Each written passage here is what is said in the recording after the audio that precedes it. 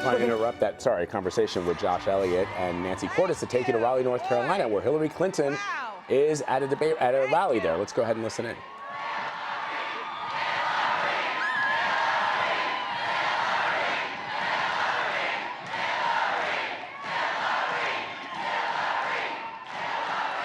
Wow.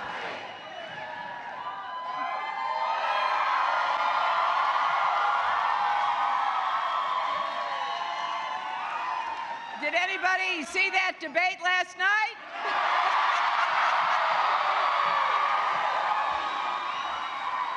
Oh, yes. One down, two to go. I am so excited to be back here at Wake Tech. I was here 8 years ago, and I was so impressed then with the kinds of programs and opportunities that are offered here to people like Christine that I wanted to come back, of course, to Raleigh, but I wanted to come back here to Wake Tech. You know, when Christine was talking, I was backstage watching her on a screen we had there, and she kept saying about how she was about to cry. I was about to cry. You know, her story says so much, not just about her, but about our country. We are a country of second chances and third and fourth chances for people willing to work for them, get up every day, do their best. That's the basic bargain of America. And I was really proud of Christine. We're proud of you. Thank you. Thank you.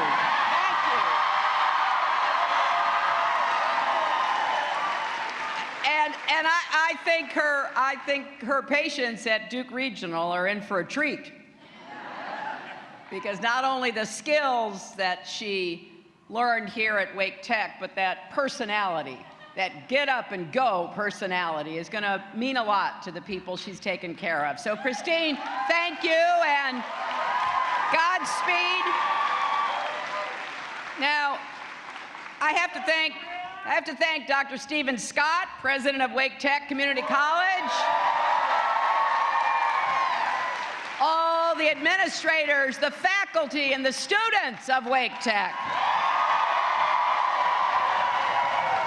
Now, Dr. Scott told me that the enrollment's about 73,000. And what a tribute to what this institution represents. And I am a huge, huge supporter.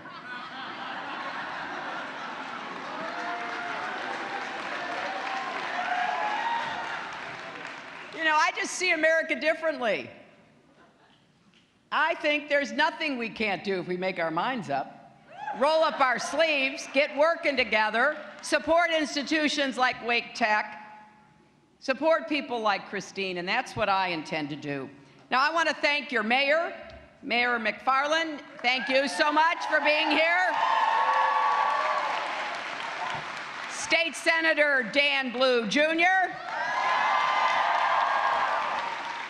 I also want to recognize Linda Coleman, candidate for Lieutenant Governor of North Carolina. Linda came so close last time. And this time, are you going to bring her over the finish line?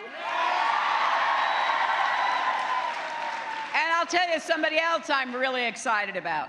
That is the Democratic candidate for the Senate, former State Representative Deborah Ross.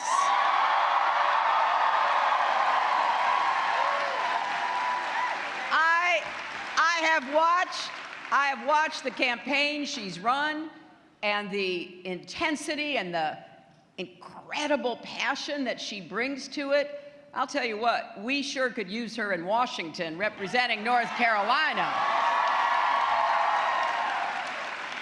I want to thank all the elected officials who are here, and I want to do a special shout out to a longtime friend of my husband's and mine, somebody who we admire so much, who did really transform this state during his governorship. That's former Governor Jim Hunt.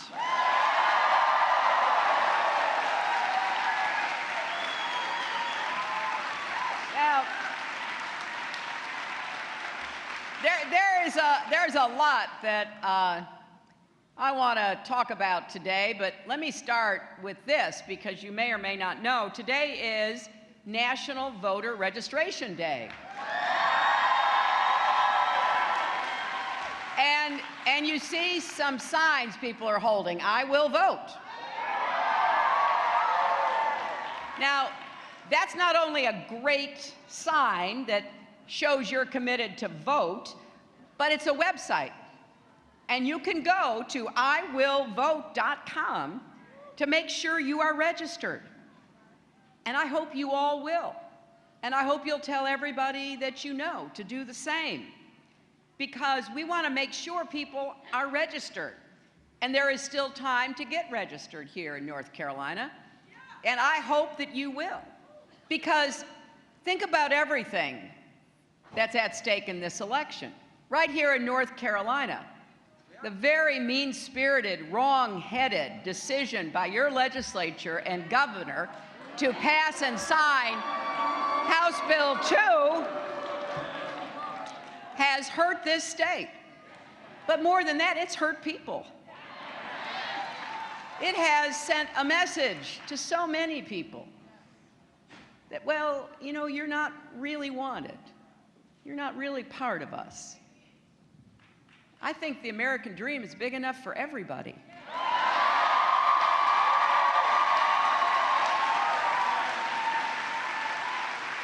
The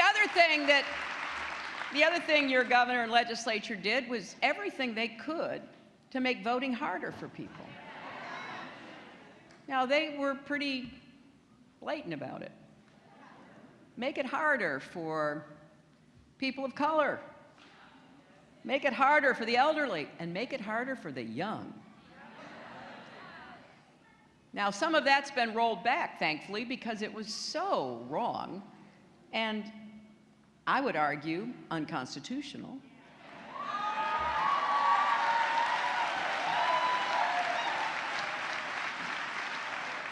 But the best way to show, hey, you know, in a democracy like ours, we can have the most vigorous, vibrant debates. That's what it's about. But we want everybody to exercise his or her right to vote. That's the way we're supposed to be making decisions. It distorts our democracy. If some groups of people try to prevent other people from being able to do that. Now, I have won elections and I have lost elections. So I know what the difference is. But I'll tell you this, I believe in what our founders established for us, to govern ourselves, to continue to widen the circle of opportunity, and that includes the opportunity to be heard, to express yourself, your voice and your vote. And the best way to reaffirm our commitment to that fundamental bedrock American value is to show up and vote and demonstrate the importance of your vote.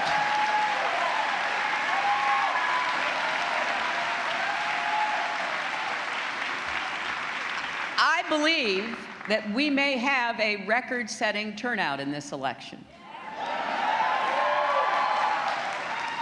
Some folks who follow this are saying we could have the biggest turnout we've ever had. Now, that kind of makes sense because you could not have two more different visions about where we want our country to go in the future and who we are fighting for. But early information is actually quite encouraging. We're seeing spikes in early voting. And we're seeing voting rates among African Americans, Latinos, and young people going up.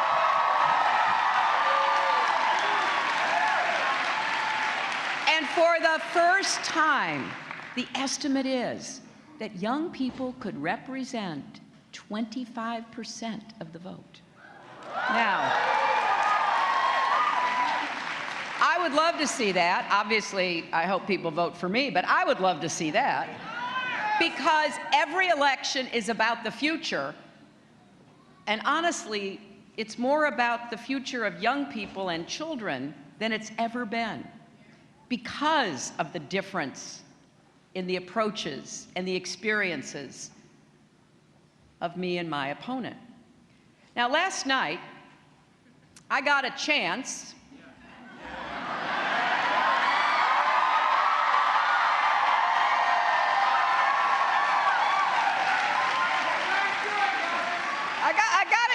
to say a few things about what I want to do if I'm so fortunate enough to be elected as your president.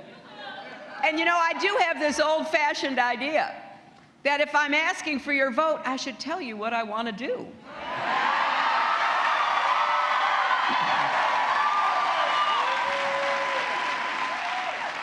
And I also got to convey my excitement about what we can do together.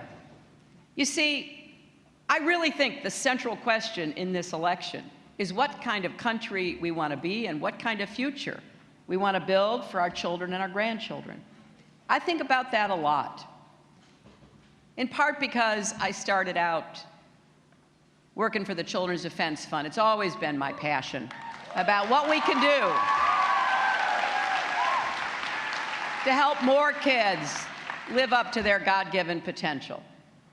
And during this campaign, people have asked me, well, how did you get interested in that?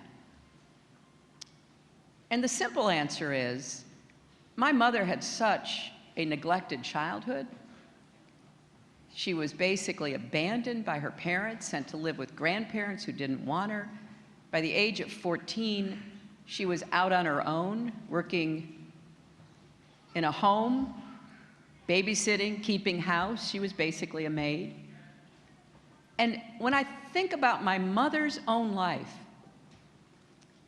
and how she told me when I was old enough to understand how different her life was than the one that she created for me and my brothers, she would say she was so often saved by the kindness of other people.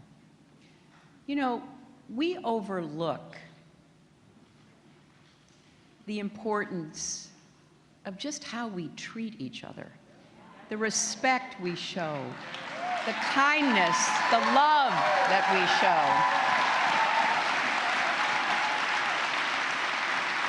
And I'm well aware that's not something you put necessarily on a campaign website, but I've been talking about it because I think we've got to reassert our fundamental connection to each other. You know, when my mother was in first grade, she never had any food.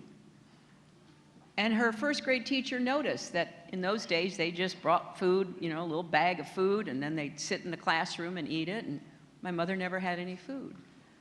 And that first grade teacher noticed that and began to bring extra food, but without embarrassing her, she would say, you know, Dorothy, I brought too much food.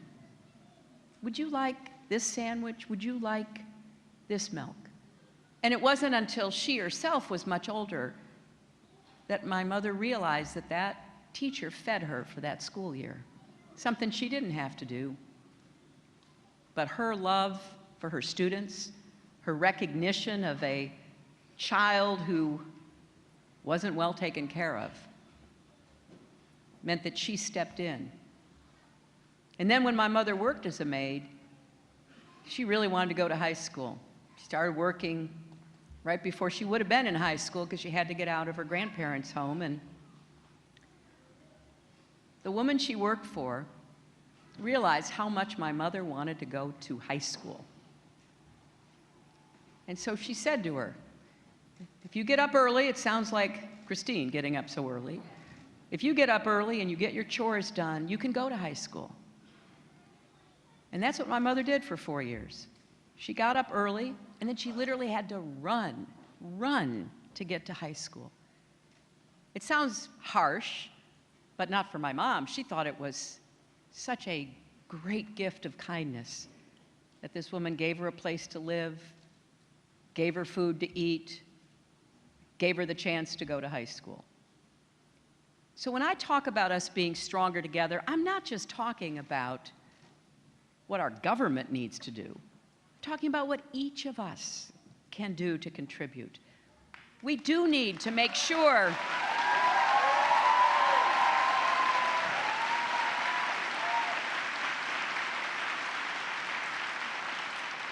We need to make sure that our economy does work for everyone, not just those at the top, and that means we've got to make investments in more good new jobs, infrastructure jobs, advanced manufacturing jobs, technology and innovation, clean renewable energy jobs. And we've got to do more to help small businesses because that's where most of the new jobs will come from. As I said last night, my dad was a small businessman. When he got out of the Navy after World War II, he started this small business printing drapery fabrics. And he had a print plant in Chicago. It was a dark room. There was no natural light. He had 2 long tables. He'd spread that fabric on the table.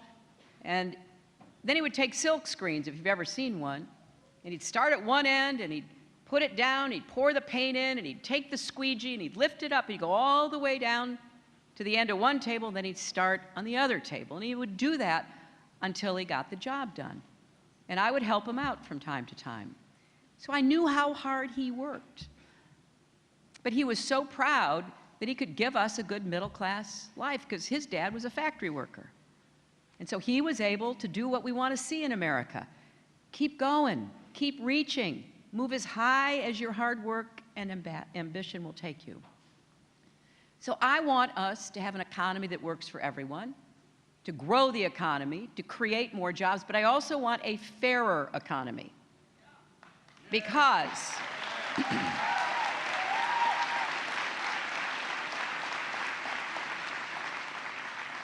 when you work hard, you should not be still in poverty at the end of the year. But if you are a minimum wage worker, if you work full-time minimum wage, you will make $15,000 a year. 2/3 of minimum wage workers are women, most of them with families to support. And I've talked to a lot of these women. Sometimes I'll be at a cafe, or sometimes I'll be in a store, and I'll just start talking to them. And they will tell me, it's one of the most humbling experiences about being out there talking to people, is that if you're open to it, folks will tell you what's on their minds and their hearts.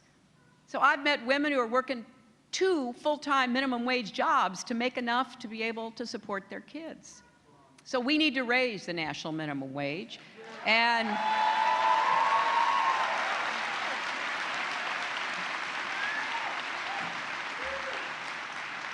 we need to guarantee finally equal pay for women's work because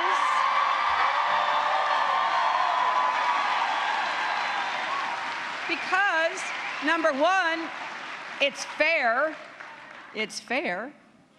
And if your mother, your wife, your sister, or your daughter is working, don't you want to see her paid what she should be paid for the work she does?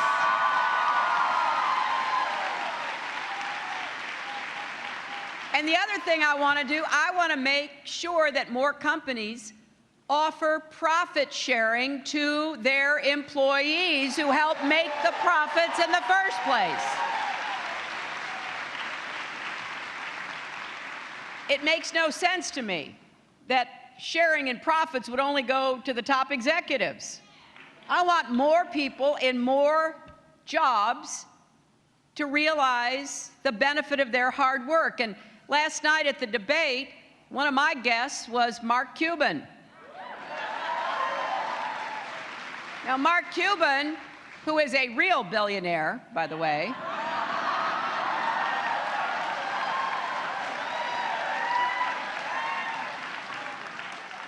he has used profit sharing from his very first successful business. And he not only used it while the business was going, but when the business was sold, he shared the profits from the sale and made 300 of his employees millionaires overnight.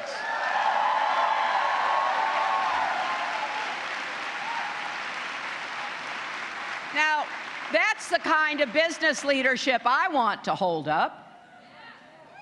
Because what we've seen from my opponent is someone who his own campaign manager has said built a lot of businesses on the backs of the little guy. Stiffing people, dishwashers, painters, plumbers, architects, glass installers, marble installers, drapery installers across America.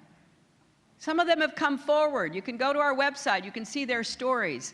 It's heartbreaking, and as I said last night, I'm really glad my dad never had a contract with Donald Trump when he was running his small business.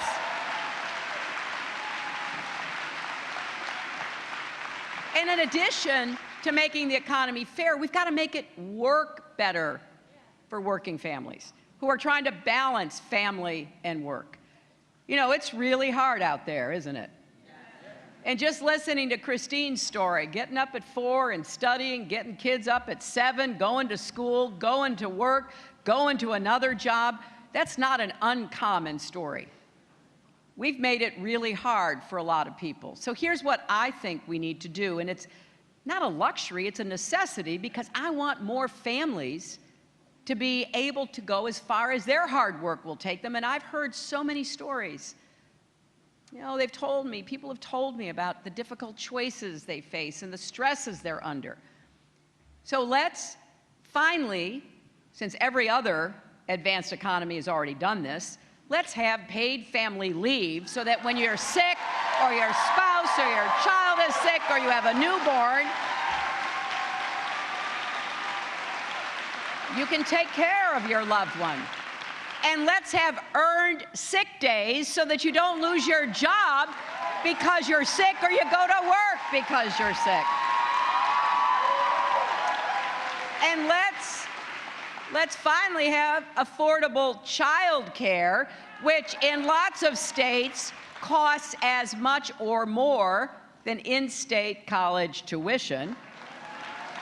I don't think any family should ever have to pay more than 10% of your income for child care. And we're going to fix that so that becomes the norm.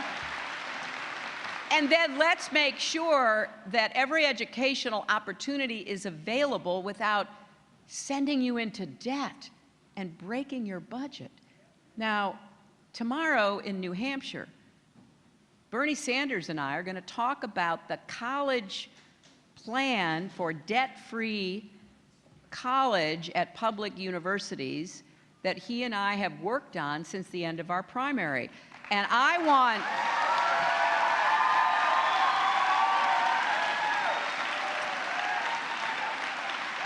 every family in North Carolina to know help is on the way. And we're also going to work so that you can refinance the debt you already have at much lower rates and get it paid off a lot sooner.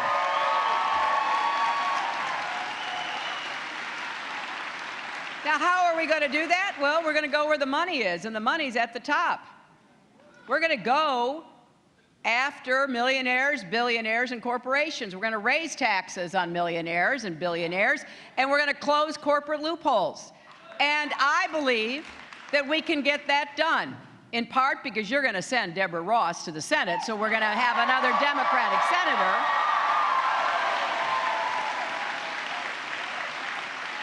But also because our government needs to start working for everybody again.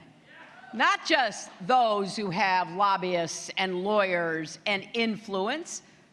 That hasn't worked out so well.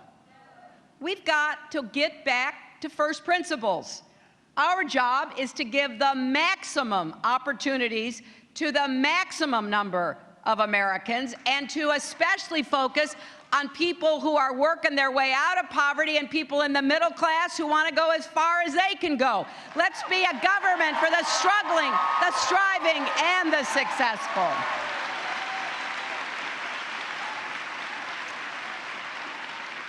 So I'm excited about what we can do. I really am. And, you know, I'm going to leave it to the fact checkers to go through all of Donald Trump's claims. There was a lot of work for fact checkers last night. But here's a couple of things that caught my attention. He actually bragged about gaming the system to get out of paying his fair share of taxes. In fact, I think there's a strong probability he hasn't paid federal taxes a lot of years. And this is a man who goes around calling our military a disaster, who goes around criticizing every institution from health care to education, our vets, but he probably hasn't paid a penny to support our troops or our vets or our schools or our health care systems.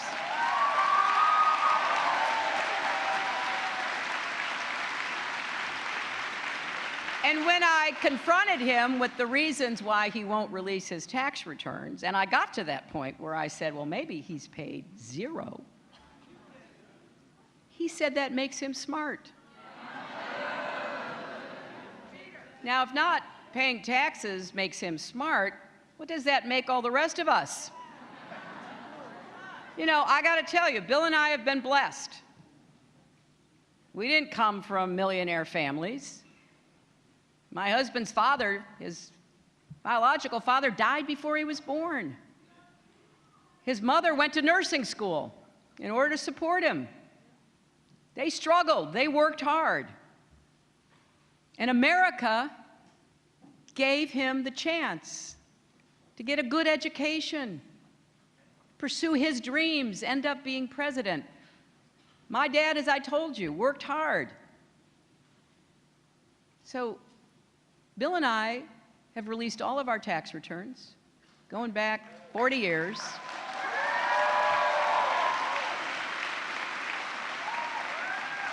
And if you look, you'll see that, you know, we paid the highest marginal rate. We tried to give 10% to charity because we believe in this country.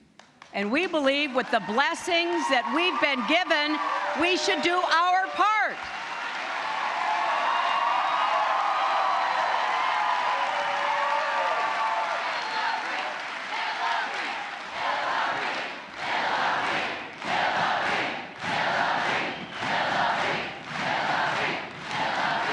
You know, the other thing he admitted last night was that he actually rooted for the housing crisis to happen. I don't think I'd make a big bragging point out of that, but he seemed to feel like, hey, it shows you how smart I am. He basically said, yeah, if the housing market crashes, I can go in and buy stuff and make some more money. I gotta tell you, what kind of person believes that? What kind of person would want to root for 9 million families losing their homes? One who should never be president is the answer to that question.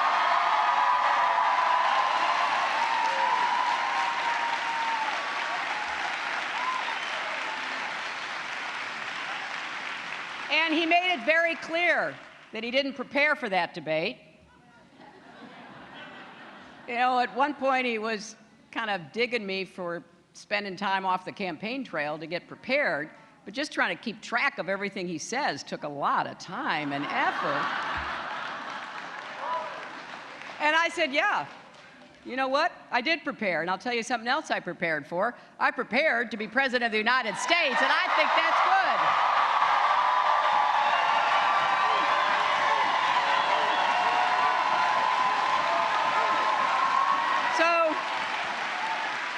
As I said in the beginning, we have two different visions here. I believe we are stronger together. That is at the core of what I've done over my years in advocacy and public service. I believe that America is already great, and it is our responsibility to make it even greater.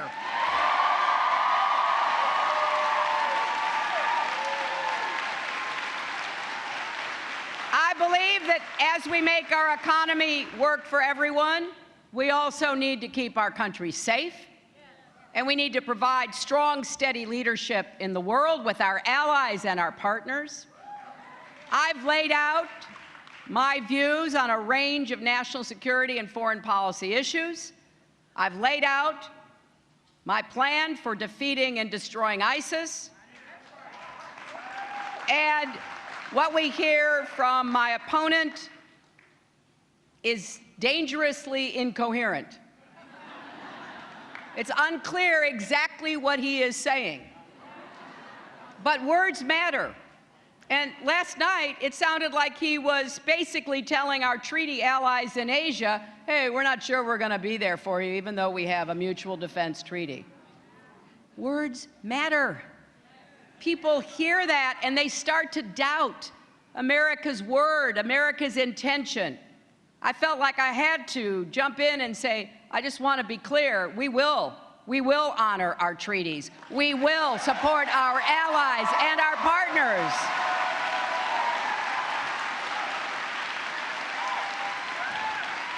You know, this is not reality TV. This is real. It's as real as it gets. So we're going to get the economy working for everybody, not just those at the top. We're going to keep America safe, provide strong, steady leadership, and we are going to bring our country together across the divides that have pitted Americans against each other.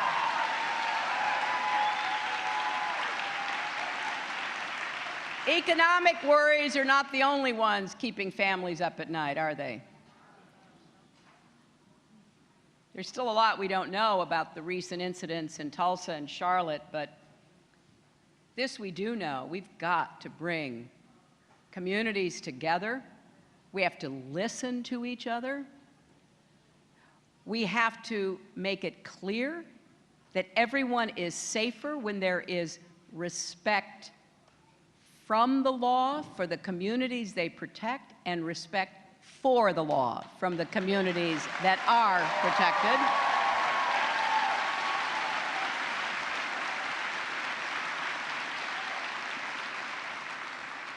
And we've got to do something about the epidemic of gun violence that has taken too many lives in our country. Again, I think we can come together, you know. A very large majority of Americans and a majority of gun owners believe in comprehensive background checks. They believe in the Second Amendment, as I do. They believe in the right of individuals to have guns, as I do. But they believe, along with me, that we should not let guns fall into the wrong hands of people who will use them to kill other people and make it so easy to get them.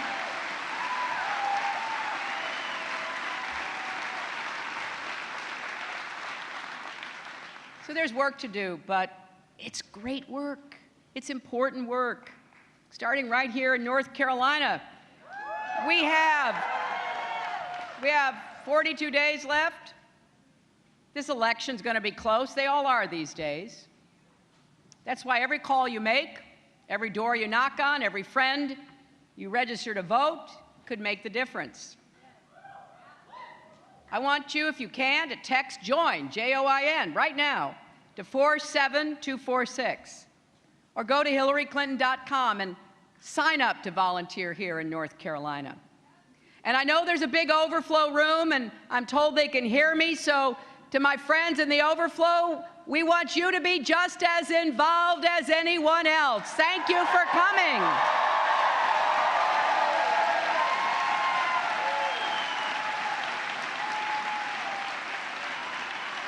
So remember, here in North Carolina, starting on October 20th, you can register and vote early at the same time.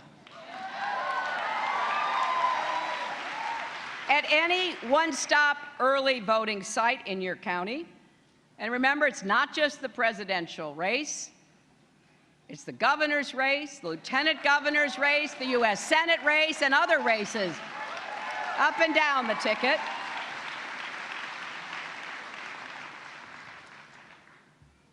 Because we want to prove who we are as Americans in this election. We're not fearful. We don't want to build walls. We want to build bridges.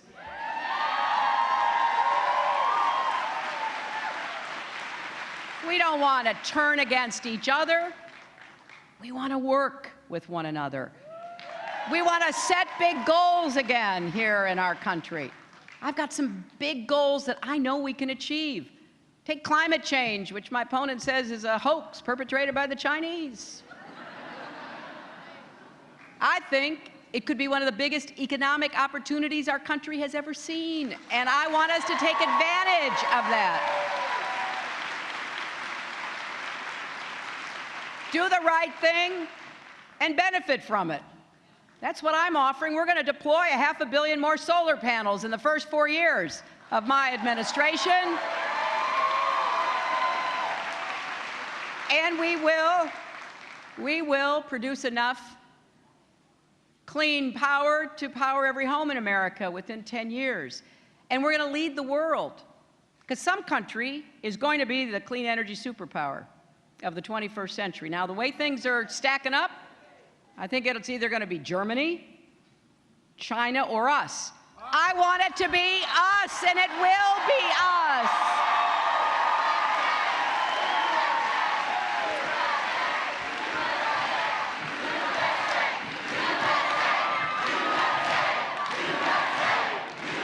That is exactly right.